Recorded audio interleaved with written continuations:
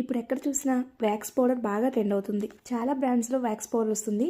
కానీ నా ఒపీనియన్ అయితే వ్యాక్స్ పౌడర్ ఎటువంటి కెమికల్స్ లేకుండా ఆర్గానిక్ వ్యాక్స్ పౌడర్ యూస్ చేయడమే మంచిది. నేనైతే ఈ వ్యాక్స్ పౌడర్ని లావ్స్ ఆర్గానిక్స్ అని ఇన్స్టా పేజ్ నుండి తెప్పించుకున్నాను. జస్ట్ ఒక 2 స్పూన్స్ పౌడర్ తీసుకుంటే 2 హ్యాండ్స్కి వచ్చేస్తుంది.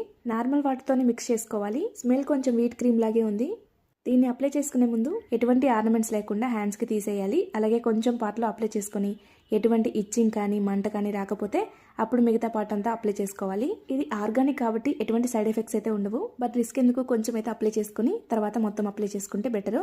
ఒక 10 మినిట్స్లో డ్రై అయిపోతుంది. ఒక తడి క్లాత్ తీసుకొని ఇలా రఫ్ చేసి తుడిచేస్తుంటే హెయిర్తో పాటు ట్యాన్ కూడా రిమూవ్ అవుతుంది.